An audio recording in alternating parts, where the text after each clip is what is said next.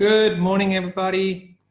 Welcome to our grade 6 coding class, 13 July, on this very cold Monday morning. My name, for those of you that don't know, is Mike Geldenaes, and today we will be looking at nested loops. I hope you guys all had a wonderful weekend and that you are nice and warm this morning, because here where I am, it is very windy, and apparently it's like this across the country. So I hope you guys are all snuggled up under a blanket and are ready to do some coding. I want to find out quickly, are there anybody in the class today that is new or joined us for the first time? Let me quickly check. I see Jocelyn is here, Nondwe, Mkona. Okay, so guys, I love it when we interact with each other and we can talk about what is happening while we code. So I don't ever want us to be scared of asking questions and making mistakes. By making mistakes, we actually learn quite a lot, and most of the time we learn more if we make mistakes and we try and fix what actually happened. So let's get going.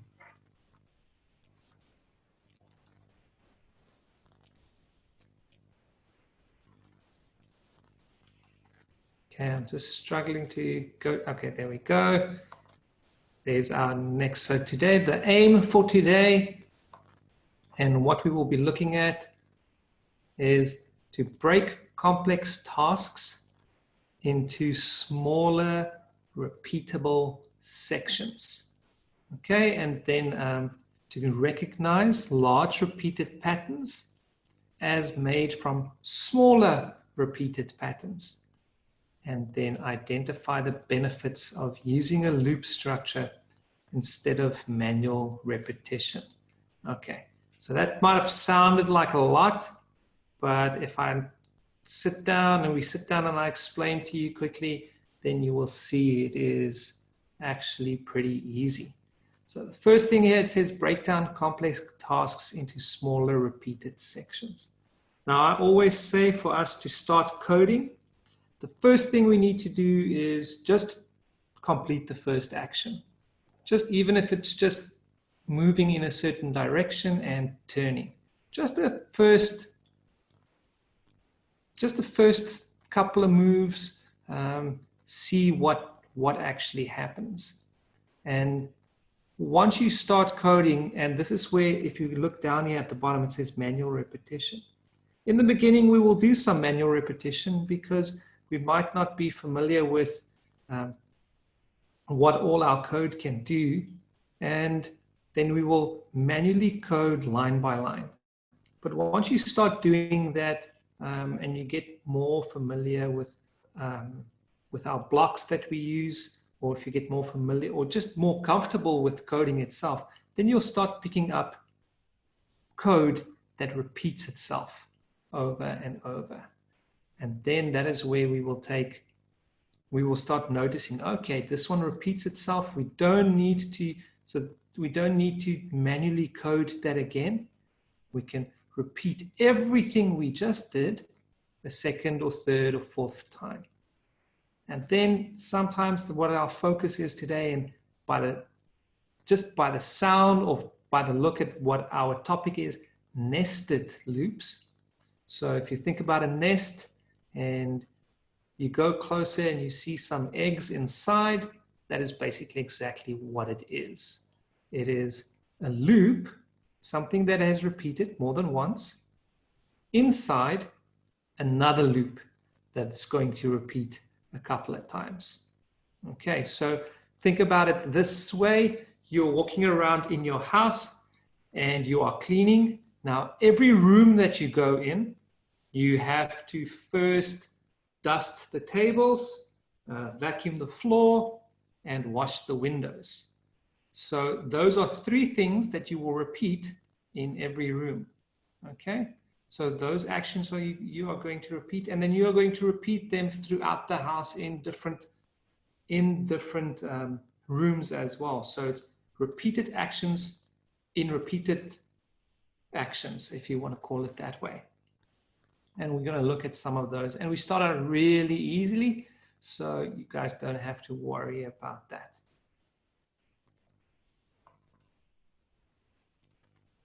Let's look quickly. What is coding? I like going through these on a daily basis just so that they get stuck in our minds. And if we talk about it, everybody is comfortable and aware of what I am talking about.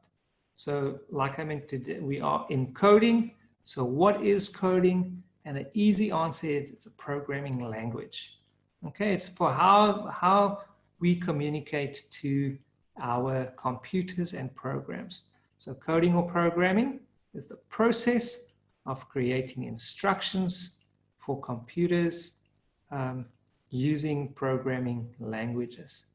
And then this specific language that we are using is called Blockly, and it is built on Java code. So at any time during our code, we can actually go and look at the Java code as well. So this is a very nice platform to start coding, to start out with. Sequencing, and this is probably the most important thing for us to do while we code, is sequencing. Sequencing is the process of combining things in a particular order. So with coding, if you just put a bunch of random commands, our computer won't know what to do. So it's also, if your mom just tells you a bunch of random words, you're not going to be sure what to do. So we need to put things in a particular order for our program to run nice and smoothly. And then a command. Those are what we will put inside our code for our code to perform certain actions. So, an instruction for the computer. Many commands put together make up algorithms and computer programs. Now, an algorithm, it's also a nice long word, but all that means is to the step-by-step process of going through code. So an algorithm is all the steps that we put together. And a nested loop, like I explained, loops that are used within other loops. And then this is kind of what we will be looking at today. We will use little B in his flower garden. And I'm going to explain here quickly. I just want to change to my red pen so I can draw on my screen. Okay, so here we see little B is standing right here in the corner, and he is going to move forward 3 spaces. Okay, so let's forget about this big repeat block on the outside. Let's just look on the inside first. Now we have to spot certain patterns first before we can move on. But remember what I said, we will start by just doing the first couple just to see what happens. So here we're going to move forward, and it will put us right over here. We will move forward again, and then we see we'll have to get some nectar from the flower, and then we'll move forward again and get some nectar from the flower. So it is a move forward and then a move forward with get nectar. So what we can see, and that is going to, this block over here is going to then repeat itself. Here's another one. And then here's another one. So we can see that those 3 are identical. They are the same. It's a one move forward with two little flowers. Then there's another one move forward and two little flowers. And this one also one move forward and two little flowers. So we know that those steps are going to be identical. And then that is what we did over here. We moved forward, and then we repeat the move forward and get flower. So repeat 2 times, move forward and get nectar. So that is this one little block over here. And within that block, we repeat it one action 2 times by moving forward, get nectar. Okay, and now we know that all of those steps, all of those commands, we are going to repeat 3 times because we just saw that there is a pattern, something is going to repeat itself, and that there are 3 blocks that look identical. There's just one thing we have to remember to do first when we get up here, and then that is to turn right so that we can look, or we can face down, and then we're going to turn right again to face the other way. And remember, we just have to, when we move around on our maze or in our mazes or on our maps, we always have to remember to look in which direction our character or our little bee in this case is facing. So right here, he is facing that way, so that we know that if he turns right, he will be turning down. If he turns left, he will be turning up. Now, right will be a different way every time because he is facing already in a different way. So then we will come down, and then we will go. Even though he turns right, he will be going to the left-hand side of the screen. And then we will put all that in this nice repeated loop 3 times. So move forward,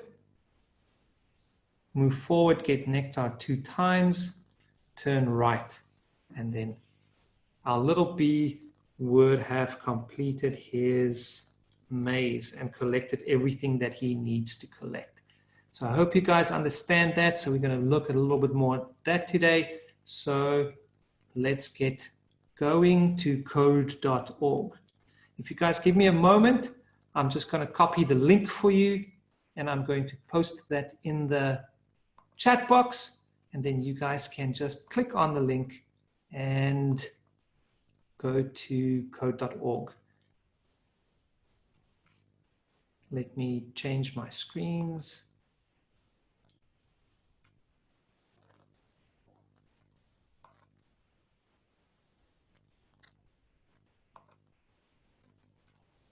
Sorry guys, I'm just looking for it. One of my screens, there we go. There's code.org. Okay, now you guys can see mine. And then let me get this code, or this link for you. Copy that, and then let's send it to you. Oh, I almost sent it privately. I want to send it to all of you. There we go. There's the link. If you guys are in, just tell me in or I'm here so that I know you guys are ready, and then we can start. So I'm going to give you guys a couple of seconds just to click the link, open up, and get ready.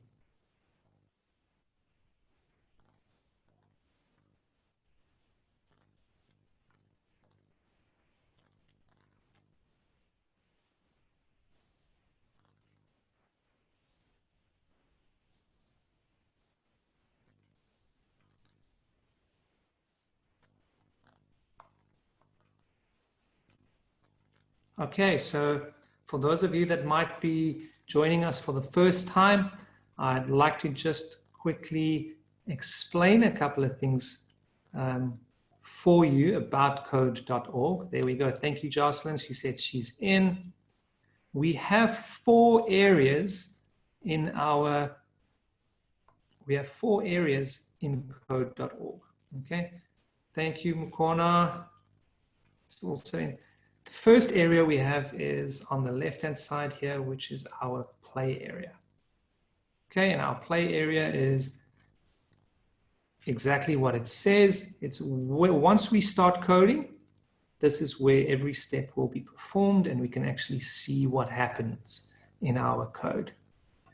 Down here, we have our run button. After we've coded, we will always have to run our code. And then here, if we want to go through our code step by step, we can go line by line. So just one line at a time.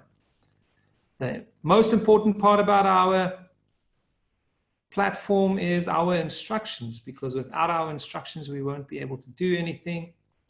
This is our area number 2. Area number 3 is our toolbox, and this is where we will find the code that we will need to perform our actions. And then our workspace is where we are going to write our code. Okay, here, if we look at our instructions, this is going to be great. Help the bee collect all the nectar. Okay, so here they just want us to get into the process of coding again, just to see if we understand, or just to get us warmed up before we start with our new topic, the nested loops. So we can see that all we need to do, we just go block for block. So the first block, we know we just have to move forward. The next block, we can move forward and get nectar. And then also third block, move forward and get nectar. Now this is what I meant about manually coding each line. Now after we've coded this, we can see that there is a repeat. We've got one move forward and get nectar, and then we've got it again. Move forward, get nectar. So the more you code and the more you look at these kind of things, the easier you'll start picking up the repeated code. But to start out with, just code it. Code it block by block, look at your code, and then see if there's anything that repeats. Now I can move this repeat block over here. I know we can see this is repeating 1, 2 times. I'll take one of these. I'll put it inside. I'll throw the other one away. And there we go. I'll just put that on it. And then that would be the end of our code. Okay, so even if now you can see up here, I've used 5 blocks, and they would have liked us to use only 5 blocks. If I did it the other way, then I'm going to show you guys that again. And I'm going to throw away my repeat block. And then you'll see up here it says workspace 6 out of 5. We've used 1 too many. That is also okay. The program will allow you to carry on to the next puzzle, but always try to keep within the blocks that they give you, because there is something that they want to show you by giving you only a certain amount of blocks. So they want to tell you here that, you know what, you can do this code with less blocks.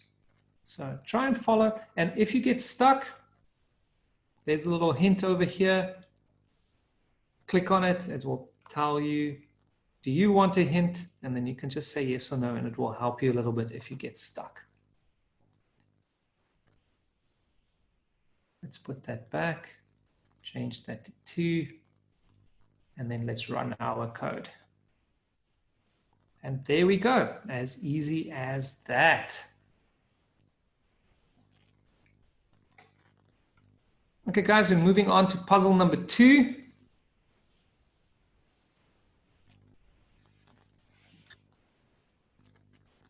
Now here we've got a similar one to the one I did in the example.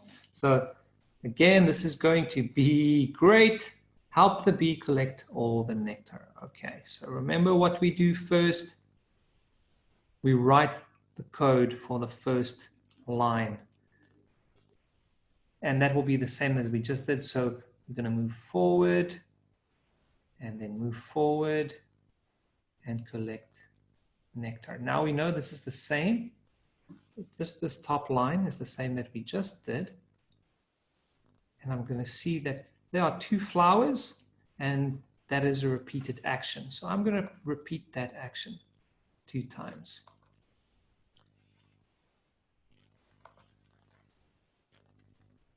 There we go. And if you want, you can run it and see what exactly happens. There we go. That is right up till the end of the line. If we go line by line, we can see that our little bee needs to turn and face down. And that way we are going to turn right. And we can reset, and you can reset and run as many times as you want. There we go. Now he is facing down. If we write line for line, now we can write again what's going to happen. He is going to move forward. He is going to move forward again. And now now we see that this repeated block over here is repeating itself. I want to copy that whole block. And if we get down here, we're going to turn right again. So we can see if we take this entire block over here, oops, there's one too many. I'm going to take those 2 out. If we put it right next to this one, we see that it is the same.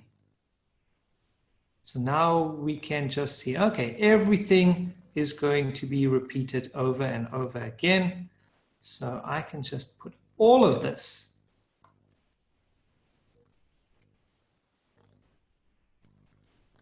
into a repeated loop.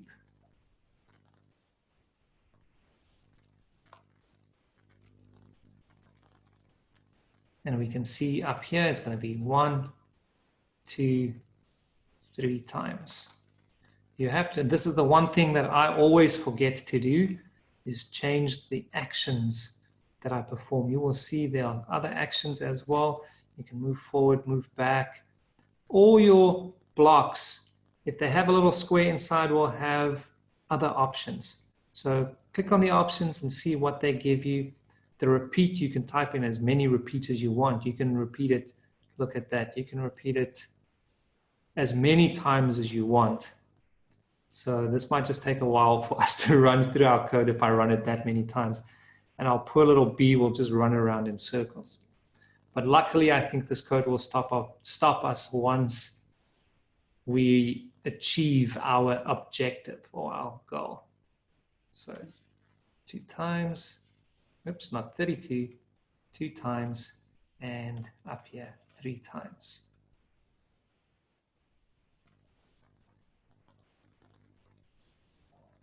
Let's reset our bee and run.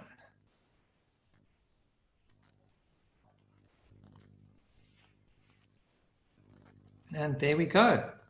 And remember, let me just go back to this one.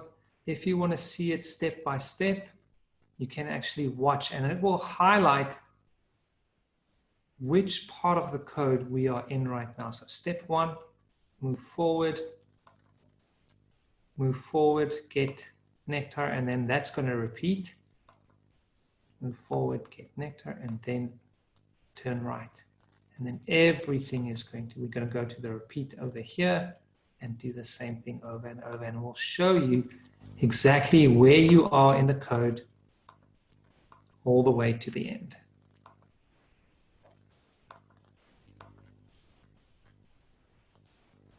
Okay, so let's move on to puzzle number 3.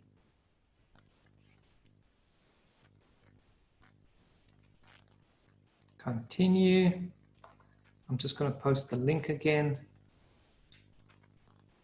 I found that sometimes people get kicked out or new students join us, so I like to share the link on a regular basis. Now guys, I'm not going to watch the video, but here this little boy will explain to you or just run through some of the things that we've just done and also explain it to you. So you are more than welcome to watch it at home. But because of some copyright problems we have on YouTube, we don't play videos. So watch it, and then I am going to go to puzzle 4 in the meantime. It's only a couple of, I think, 29 seconds. So while you guys watch the video, I'm going to ask you guys, puzzle number 4 is just a question. And our question is, look closely at the nested loops. What will happen when you click run? So I want you guys also to look at this and then tell me what's going to happen. We have the bee will move forward and get the nectar only one time. The bee will get only 2 units of nectar, or the bee will get all the nectar, or I don't know. So I just want you guys to write type A, B, C, or D.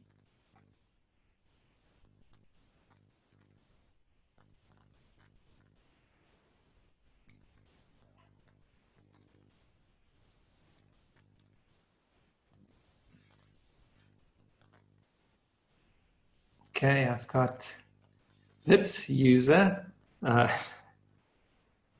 C, Nondwe, B. Okay, guys, if we look at this, it looks kind of the same as the one we just did. Why does it do that now? There we go. My name is Ijiro. I hope I'm saying that right. Okay, guys, so we can see repeat 3 times. What are we going to repeat 3 times?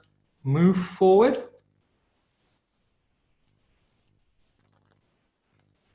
Move forward. Move forward. Get nectar. So yes, this is the same code that we just did. So the little bee will go all the way around and get all the nectar. The bee will get all the nectar, because remember, he is not just going to pick it up 2 times. He's going to repeat everything 3 times. So let's see. There we go. Well done, guys.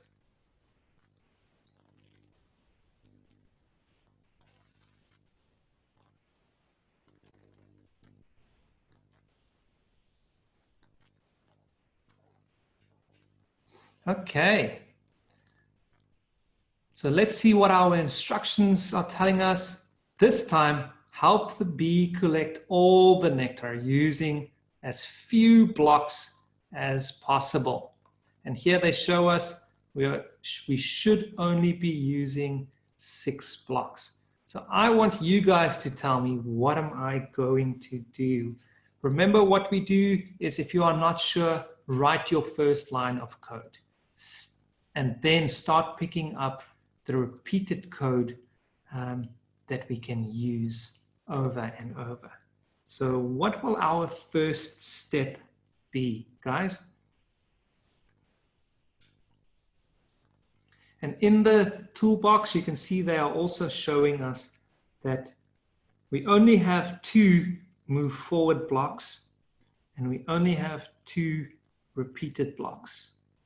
Okay, so 2 loops. So we have to decide very carefully what we're going to do. Okay. Ijiro said the first thing we're going to do is get nectar. Okay, we can do that. I was hoping somebody was going to say that, but we have to remember our pattern as well. So get nectar, and then what are we going to do?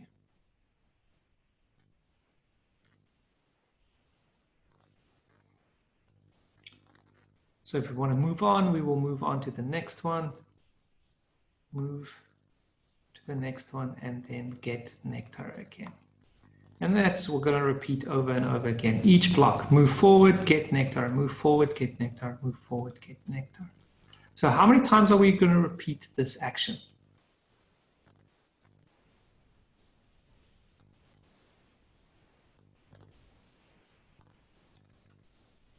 How many times are we going to repeat this action?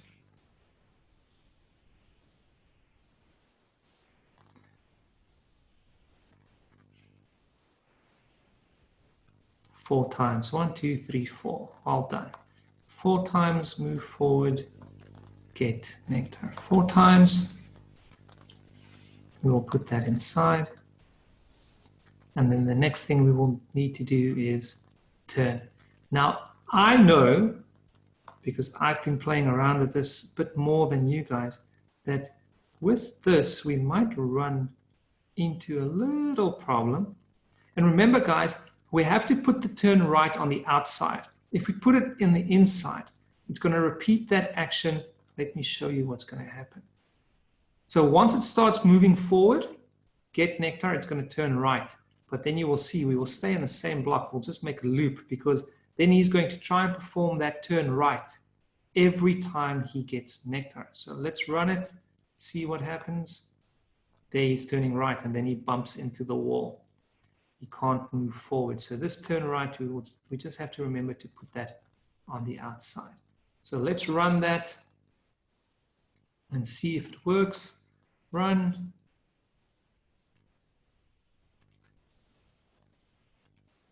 One, 2, 3 times. Now see, guys, because we did pick up nectar at the first one, we're only going to move forward once, twice, 3 times. That's okay. We will change that to 3. Reset and run.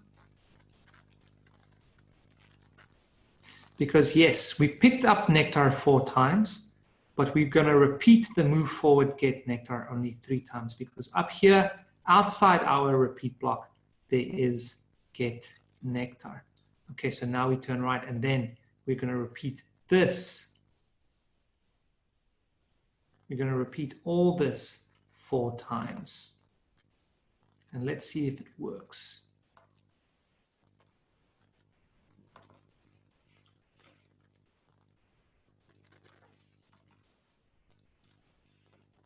Okay, let me run that.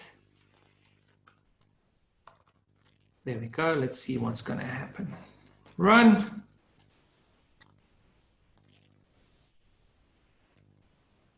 So far, so good. There we go. Now, one thing that I just wanted to show you guys quickly is here we've got 1 too many block. Can anybody tell me why? Why do we have 1 too many blocks over here?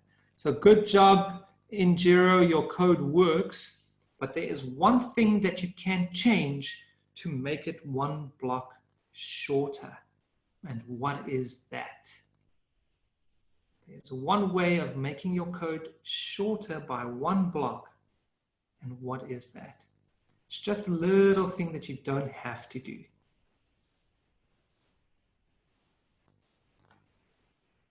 I'm going to give you guys a second to look at the code and see why, or which block or which can we throw away that we don't need.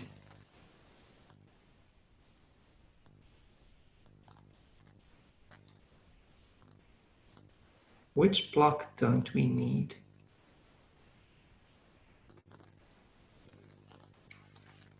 Okay, let's look here. And the second one.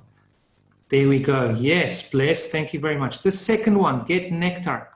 We don't need that. And why don't we need that? Because if we look here, if we repeat the pattern all the way around, the last step in each loop is get nectar. So if our little bee moves all the way around and he gets here, his last step is still going to be to get nectar. So he doesn't need to collect the first one. He will collect it when he comes all the way around, and when he is back there, then he will collect that last one. So I can throw that away and I can run that, and let's see. See, he left it behind, but he's coming all the way around. There we go. And then he picks it up right at the end. So there we go. That is the fewest blocks possible. We just have to sometimes remember things like that that, you know what is he actually performing? And then we can see, okay, well, we don't want him to do a double action, because sometimes double actions will prevent your code from working, because then there isn't any nectar for him to get, and then your code might bomb out. So always remember to check that. Okay, guys, here we have plants versus zombies. I think this will be our last one for today. It is zombie hungry. Get the zombie to the sunflower using the fewest blocks possible.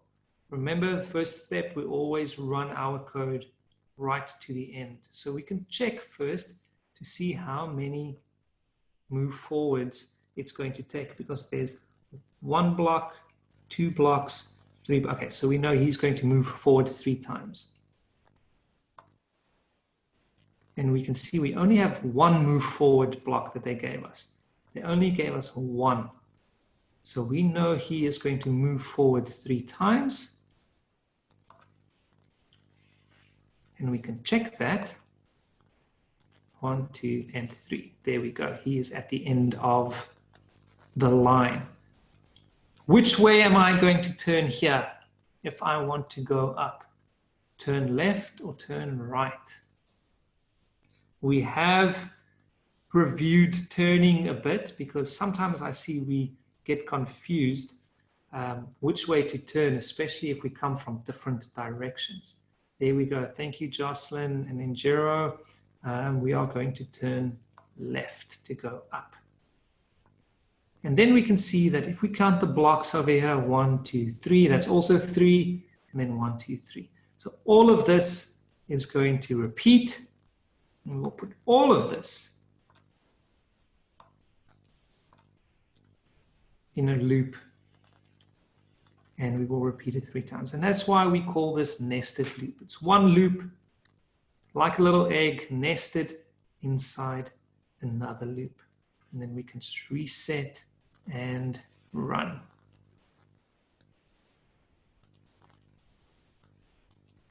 There we go. And that. Now, guys, what I want you to do for me, here is puzzle number 7. I want you guys to do puzzle number 7 for me for as homework, and screenshot your computer screen or take a picture of it and email it to me so I can see if you guys were able to solve this puzzle. Okay, please guys send it to me, and then I will see you again tomorrow, but let me quickly just give you all the details. So remember, screenshot this and send it to me on my email. I'm just going to go back to my screen. And this is where you guys can share it. There we go, mgeldenes81@gmail.com. If you guys want to ask any questions of the school, there's the school's email address as well, and you guys can mail them. And I would love to hear from you guys. I'm also going to post my email address in the chat box quickly, so you can just copy it.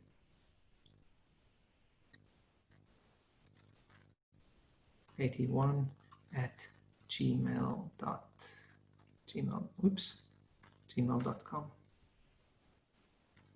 There we go, guys. It's in your chat box. You can quickly copy that, and then once you've finished your code, please screenshot and send it to me. And Bless asked me to type the school's email address inside the chat box as well. I'm going to put that quickly. That's STEM Digital School at Africa Team Geeks. geeks.co.za. There we go. So there's our STEM school email address. You can copy that as well. And then guys, I will see you again tomorrow. Stay warm and have a lovely afternoon. Bye-bye, guys.